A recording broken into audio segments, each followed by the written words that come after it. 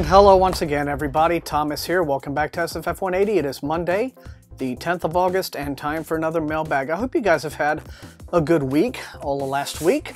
Mine was good and not so good in equal measure. On the one hand, I got quite a bit of reading done last week, much more so than my usual weekly output.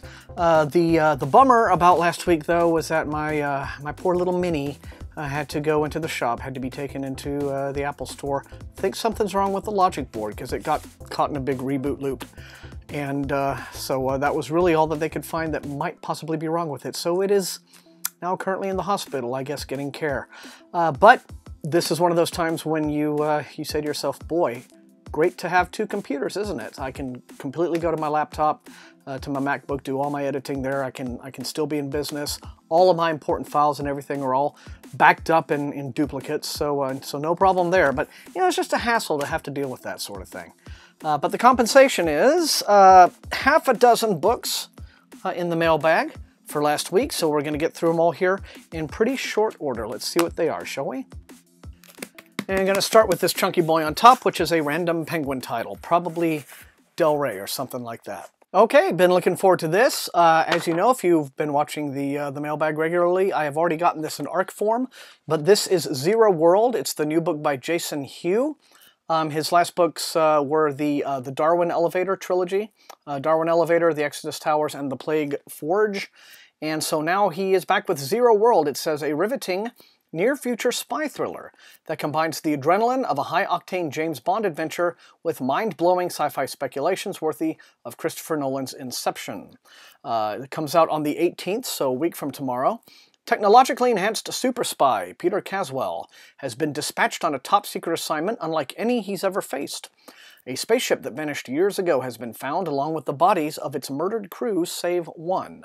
Peter's mission is to find the missing crew member who fled through what appears to be a tear in the fabric of space. That's a good way to cover your tracks. Beyond this mysterious doorway lies an even more confounding reality, a world that seems to be Earth's twin. Peter discovers that this mirrored world is indeed different from his home and far more dangerous. Cut off from all support and with only days to complete his operation, Peter must track his quarry alone on an alien world. But he's unprepared for what awaits on the planet's surface, where his skills will be put to the ultimate test, and everything he knows about the universe will be challenged in ways he could never have imagined. Well, there you go then. Zero World, let me know what you think in the comments, guys. Comes out on the 18th from Del Rey Books. Is another random penguin title.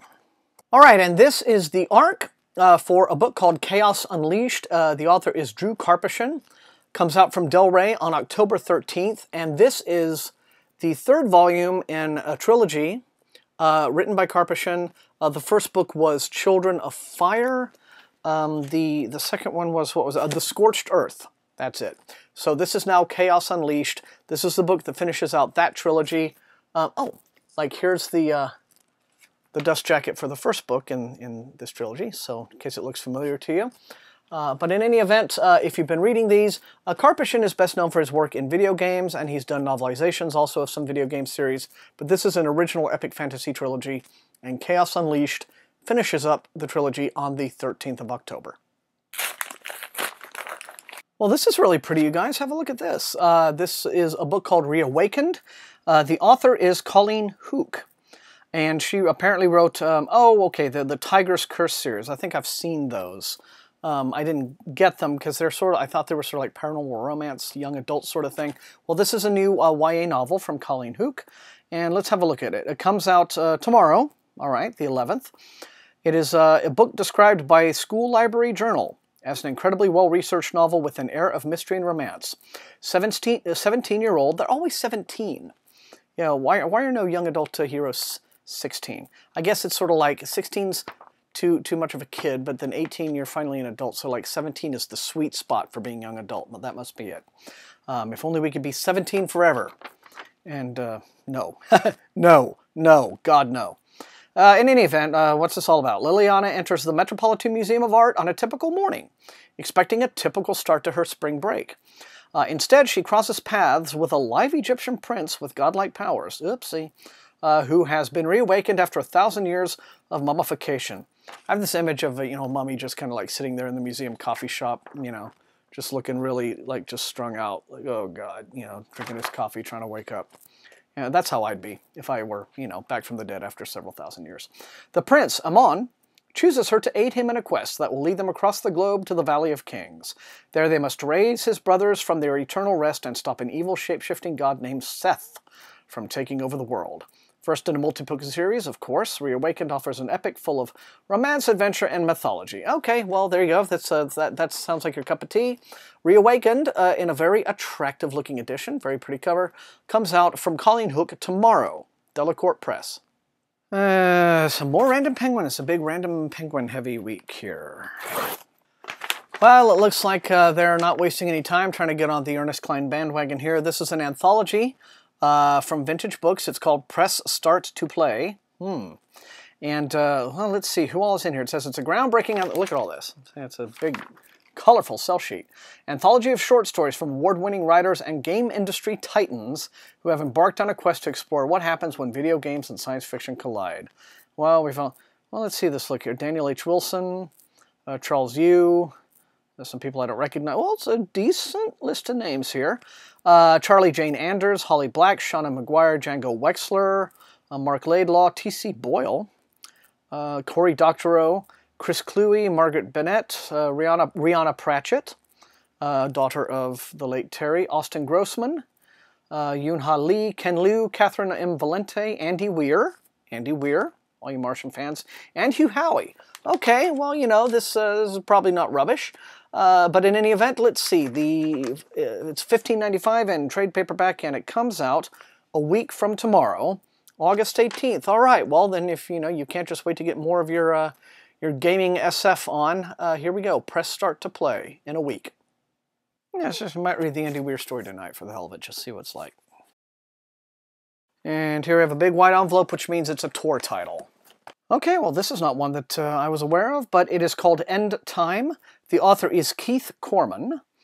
This comes out on the 25th of August. Let's see. Agent and novelist Keith Corman delivers dark apocalyptic thriller combining biotechnology, neuroscience, religion, and aliens into a serious and enthralling plot. Okay. Well, then, let's have a look. Author of Banquo's Ghost, Keith Corman, delivers, oh, okay, just read that bit. Oh, here we go. A dark apocalyptic thriller surrounding three people who face down a mysterious government organization in their search for a series of missing persons. End Time is a surreally gorgeous, darkly detailed apocalypse thriller that combines biotechnology, neuroscience, religion, superstition, ghosts, aliens, and more into a serious and enthralling plot. What is happening to the country? And the planet, that's what I'd like to know. A government biolab experiment goes hideously wrong, infecting people with scientifically programmed madness. You know, one of these days, I'm going to read a science fiction novel in which a government research lab experiment thing is completely, totally successful, and no one goes mad, no one turns into zombies or monsters, everything's really awesome, and the world is a beautiful place. But this apparently is not that novel. Random kidnappings of women and girls proliferate throughout the land. Some people suddenly succumb to horrifically virulent viruses. A virulent virus that would follow, while others become able to read minds. Mysteriously summoned to confront these frightening questions, three people are thrown together on a bizarre cross-country quest. Cheryl Gibson, an LA cop, Billy Hawakan, a Lakota Sioux with seeming supernatural gifts, and Bhakti Singh, a distinguished space scientist. They must track down a pair of children with extraordinary powers, of course. These two young people will determine humanity's fate, obliteration, or salvation. As the three set out across America, the blood-dimmed tide is terminally unleashed. Anarchy, terror, and death stalk the land. Sounds like he's trying to, you know, nose in on, like, Justin Cronin, The Passage territory here with this one. But End Time by Keith Corman comes out from Tor on August 25th. Last one, you guys. Last one, and it is another Tor package. Well, this looks quite mysterious and sexy. It's called Nightwise. The author is R.S. Belcher, or Belker, could be. This is the author who wrote the Shotgun Arcana and and Six Gun Tarot, those books. But this is, let's see, this is very different because those were steampunk, and this is apparently a contemporary occult underworld with a hard-boiled hero to reckon with. In Nightwise, in the more shadowy corners of the world, Latham Gotta start that over. In the more shadowy corners of the world, Latham Ballard is a legend. Wise in the hidden ways of the night, he stopped thinking of himself as the good guy a long time ago. Now Ballard is on the trail of an escaped Serbian war criminal, Dusan Slorzak, who seems to have literally dropped off the face of the earth. To find Slorzak and fulfill an old debt, Ballard must follow a winding, treacherous path that stretches from Wall Street and Washington, D.C. to backwoods hollows and truck stops, while risking what's left of his very soul. Okay. Sounds fairly eerie. Could be. But let's see. This comes out... When does this come out? The 18th. Okay, a week from today. Nightwise by R.S. Belker. Let me know in the comments. And that is the mailbag for today, you guys. As always, thank you so much for watching. Welcome to all my new subs and my new viewers. Any of these looks interesting to you, you know the drill. Light up the comments. Tell me which you would like to see me prioritize in the review queue. And otherwise, if you enjoyed watching, please leave a like, share the video far and wide with your SFF reading friends, and above all, please subscribe. That is how SFF180 grows. And until I see all of you next time, happy reading.